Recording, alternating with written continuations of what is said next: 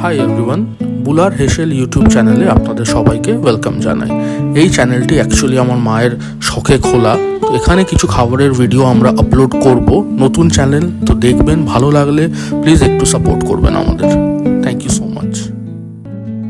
High YouTube family, আপনারা কেমন আছেন সবাই? আশা করি নিশ্চয়ই ভালো আছেন। আজকে ভিডিওর থাম্বনেল, ভিডিওর টাইটেল দেখে বুঝতেই পেরেছেন যে আজকে আর একটা মাছের রেসিপি আমরা নিয়ে এসেছি আপনাদের জন্য। মাছের রেসিপিটা একটু ডিফারেন্ট, আমরা সচরাচর যেরকম মাছের ঝাল করি সেরকমটি নয়। তো চলুন রান্নাটি স্টার্ট করা যাক, আশা করি আপনাদের ভালো লাগবে। আজকে মাছের ঝালটা বানানোর জন্য আমরা এখানে কাতলা মাছে নুন হলুদ মাখিয়ে রেখেছি, পেঁয়াজ কুচি নিয়ে নিয়েছি, সাথে নিয়েছি টমেটো ও কাঁচা লঙ্কা।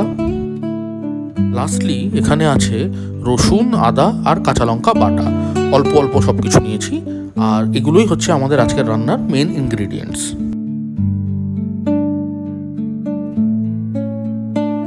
কড়াইতে তেলটা গরম হয়ে গেলে নুন হলুদ মাখিয়ে রাখা মাছ যেটা আছে সেটাকে আমরা ভেজে নেব।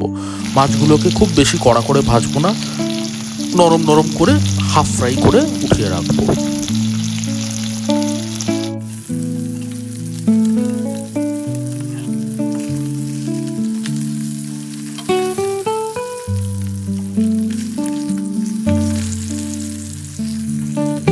মাছগুলো ভেজে উঠিয়ে নেওয়ার পর এই তেলেই আমরা ফোড়নটা দিয়ে দেবো। ফোড়নে আমরা দিয়েছি গোটা গরম মশলা আর তেজপাতা। ফোড়নটা যেই অল্প ভাজা হয়ে যাবে তার মধ্যে আমরা অ্যাড করে দেবো কেটে রাখা পেঁয়াজটা। পেঁয়াজ ভাজতে ভাজতে যখন পেঁয়াজের রং ধরবে, একটু খয়েরি কালার হবে, তার মধ্যে আমরা অ্যাড করে দেবো আদা রসুন ও কাঁচা লঙ্কার বাটাটা দিয়ে আবার খুব ভালো করে আমরা এটাকে ফ্রাই করে নেব। মশলাটা ভাজতে ভাজতে আমরা এসেনশিয়াল যে গুঁড়ো মশলাগুলো আছে সেগুলো অ্যাড করে দিচ্ছি। প্রথমে দিলাম হলুদ, তারপরে 1 চামচ গোলমরিচ গুঁড়ো, এটা আগেন আপনারা স্বাদ অনুসার দিতেই পারেন। তারপরে দেব আবার 1 থেকে 1.5 চামচ মতন শুকনো লঙ্কা, আর সাথে দেব স্বাদ অনুসারে নুন, দিয়ে এটাকে খুব ভালো করে মিক্স করে নেব।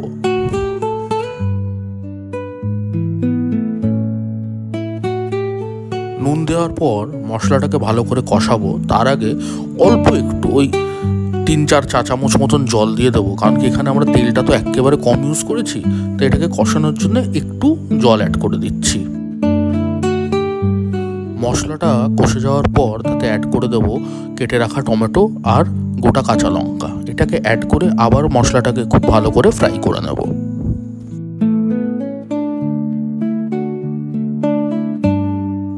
মশলাটা দেখুন খুব সুন্দর কষে গেছে, টমেটোও সেদ্ধ হয়ে গেছে।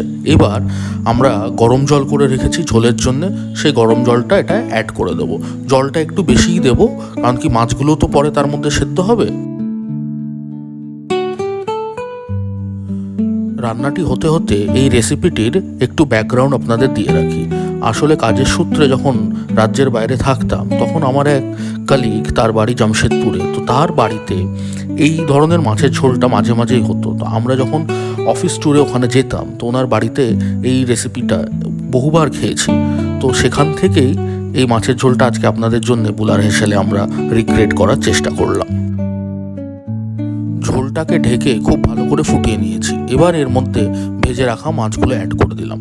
মাছগুলো অ্যাড করার পর আবার ঢেকে 5 থেকে 7 মিনিট এটাকে খুব ভালো করে ফুটিয়ে নেব। যখন ঝোলটা একটু রিডিউস হয়ে যাবে তখন আমাদের রান্না কমপ্লিট। আমাদের আজকের রান্নাটা কমপ্লিট হয়ে গেছে। আপনারা যারা যারা দেখছেন সবার কাছে দুটো ছোট রিকোয়েস্ট। 1, রান্নাটি পছন্দ হয়ে থাকলে আপনারাও বানাবেন, খেয়ে জানাবেন কেমন লাগলো।